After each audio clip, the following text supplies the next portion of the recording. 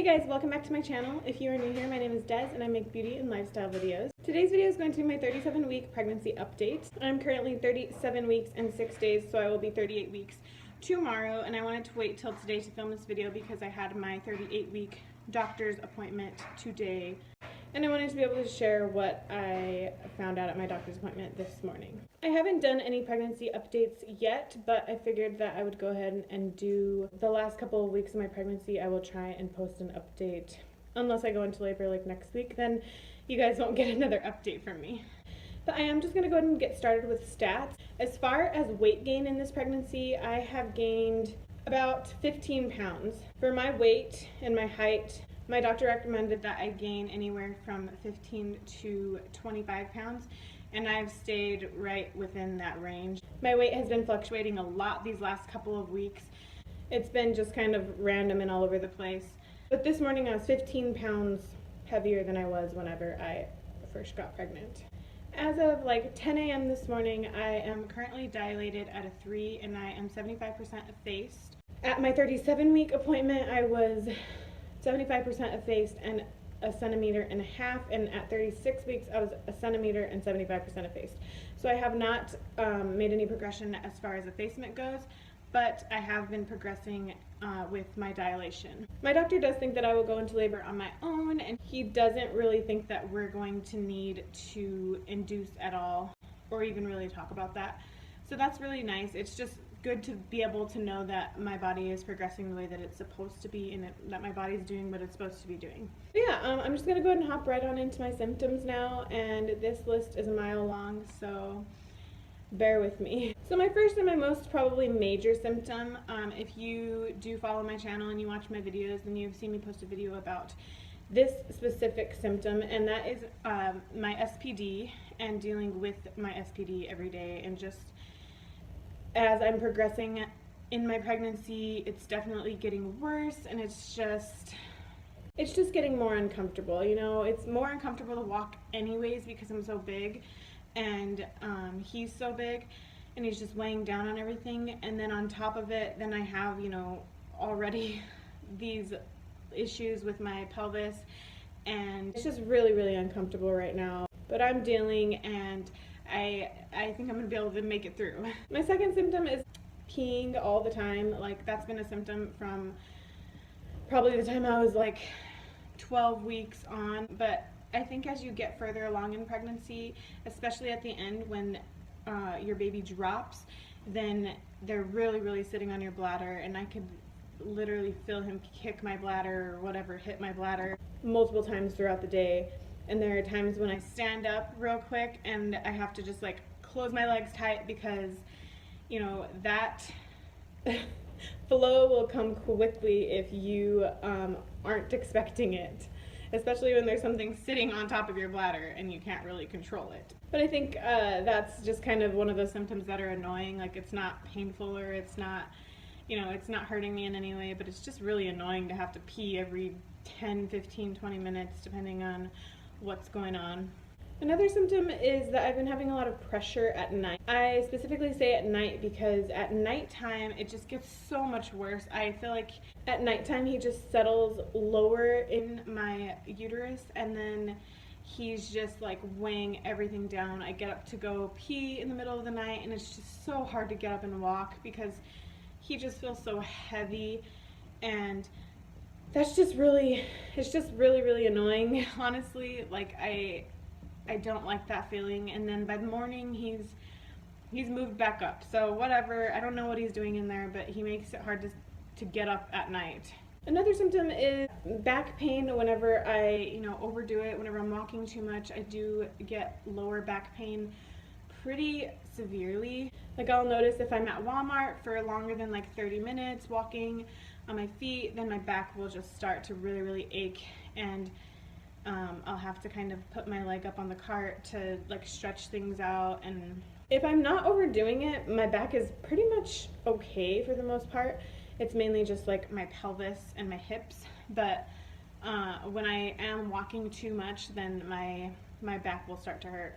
Another symptom, and this one I probably hate the most because it's just, it hurts, and that is leg cramps. And I get Charlie horses in my calves probably like 2 to 3 times a night, and they're just so awful, and they're so bad to the point where like I can't even move my toes up to try and stretch them out. I just kind of have to sit there and deal with it until they get a little bit more dull, and then I can stretch and like walk around and get my leg back to normal. But it's just, those hurt.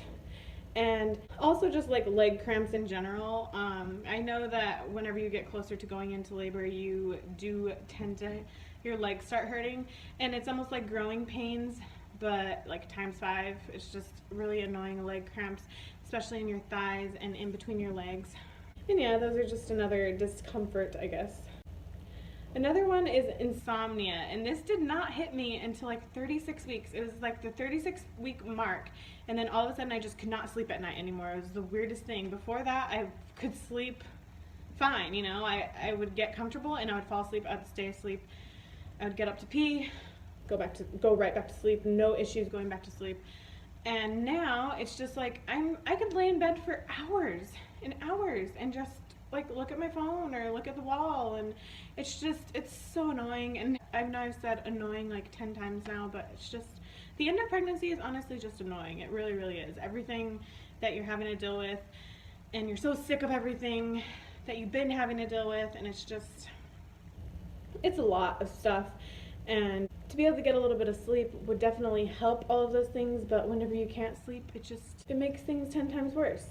But going along with insomnia, I also am taking a lot of naps during the day, so like little cat naps, and maybe that is attributing to me not being able to sleep at night. I'm not sure. Like yesterday I woke up at like 7, and then I did not take a nap all day. I was really busy yesterday, and I still didn't fall asleep till like 1 in the morning. So I can't really say that me taking naps is really making me not be able to sleep, because yesterday I didn't have a nap and I still could not fall asleep. And you know, it's really hard because I'm so tired, but I just can't fall asleep, and there's just a million things on my mind. I'm always thinking about everything I need to get done, and you know, my list never ends of things that I need to get done, and it really causes me to not be able to just relax and close my eyes and just sleep. Another symptom, and this one is to be expected, and that is just I've been really moody and super emotional, just like so emotional over the smallest little things. I will cry about everything. If my dog barks, sometimes I will cry because I'm just like, please don't bark. I don't want to hear you bark. And then I'll just start crying. And I'm really, really moody. If I'm not feeling well, or if I'm having an off day, or if I didn't get a lot of sleep, I am just not a joy to be around, I think. And I really honestly try to stay away from like my family and my friends whenever I am like that. But I mean, it's hard to avoid people all the time, so it's really frustrating. I mean, it's so frustrating because some days I am like totally happy and just, you know, ready to take on the world, and some days I just don't want to move. Like I just want to stay in bed, and I am hurting and I'm sore, and I just don't want to deal with people. This next one is new, and it started probably about 3 days ago, and that is just, I've been sweating and like having hot flashes like all day long, every day. It's awful because I live in Arizona, and it's actually been super nice right now for Arizona. Like we've had a little bit of rain, and we've just had cooler days. Like we haven't really even hit 100 too many times yet, and it's been not bad at all. But I swear it could be 60 degrees and I'm sweating and I'm like fanning myself down, and that is just so miserable when you're just hot and sweating and you can't breathe anyways. But that one was new, and I wasn't expecting it. It like totally came out of the blue, and I was telling my mom, I hope this is like a sign of labor, but I haven't went into labor yet, so. But this isn't really a symptom, but I did want to kind of tell you guys this story. 2 days ago, I woke up that morning and I just felt off. Like I did not feel good. I felt really tired. I hadn't gotten a lot of sleep. That was one of the days where I was really, really moody and emotional, and like I just didn't feel good. I went to my mom's house, and I hadn't put any makeup on that day. I just went over to kind of visit, and I hadn't done anything else except like watch TV at home. And so I showed up to my mom's house, and she was like, oh, you don't look good. And I was like, I'm just so tired. Like I am exhausted. And I mean, I still had gotten like 6 hours of sleep, so it wasn't like I was on like no sleep. I had gotten sleep, but I was just so tired and exhausted, and just, I was hurting, and it was just not a good day. And I ended up coming back home, and my little sister had a softball game that night, and I told my mom, you know, I think I'm just gonna skip out on the game tonight and just kind of rest at home, because I just really don't feel good. So then that was the night that I just really started sweating like crazy. Like, I was just pouring with sweat, and I had the fan right on me, hitting me. Obviously I had my AC running in my house, and I felt awful. And then out of nowhere, I just started getting these awful like back cramps, like in my lower back, to where it would just come on suddenly, and it would just hurt, and I would cry, and then it would go away, and then it would come back. And so I was figuring, okay, these are contractions, like back contractions. My mom had back labor with all 3 of her kids, and so I was just thinking, okay, like, I'm going into labor. And like I said, I was sweating, and I just hadn't felt good that day, and so I was thinking for sure that I was in labor. And I got out my yoga ball, and I was sitting on that, and I was bouncing on that, and I was just watching TV. I ate something. I was trying to stay hydrated and drink water, and I watched like a couple episodes of the show I was watching, and then I felt fine. It was like maybe 2-3 hours of back pain, and then I felt fine after that. It was just gone.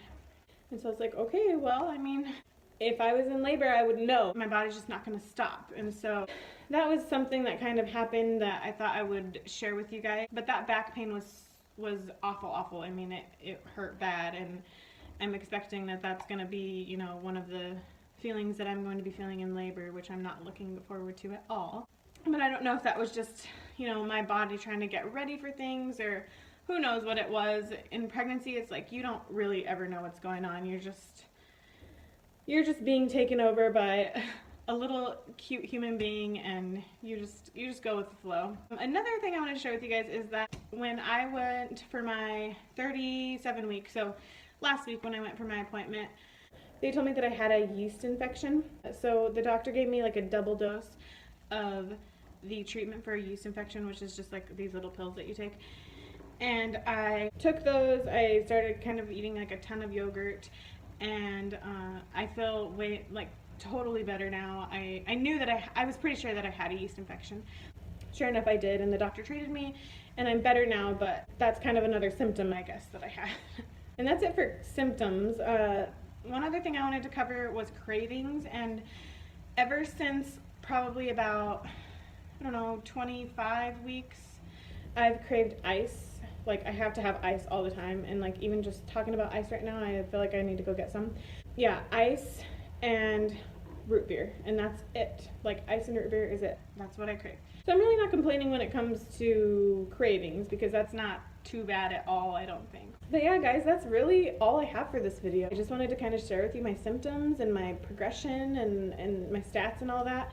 Yeah, at my appointment this morning, my doctor told me that he definitely sees me going into labor soon. I'm hoping that, you know, sooner rather than later. I mean, I understand that it's better if you can make it to 40 weeks, but he's pretty big now, and he's ready to go, and we're 38 weeks now, so he's ready, you know, he's cooked. And I am just totally ready to meet him, and totally ready to have my body back all to myself again. Anyways, guys, I'm just gonna get up and show you a quick belly shot. Not that you guys have seen my belly, but if you want to see a 38-week pregnant belly, then here you go.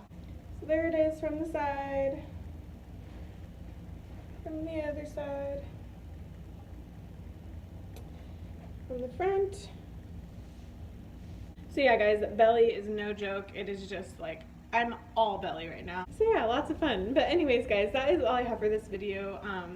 If you are currently 38 weeks pregnant like me, then please share with me, you know, any symptoms that you guys are having that are similar to mine or different. I would love to hear all about your guys' pregnancies as well. Yeah, I hope you guys enjoyed this video. If you did, please subscribe to my channel and let me know in the comments that you would like to see more videos like this in the future. Bye!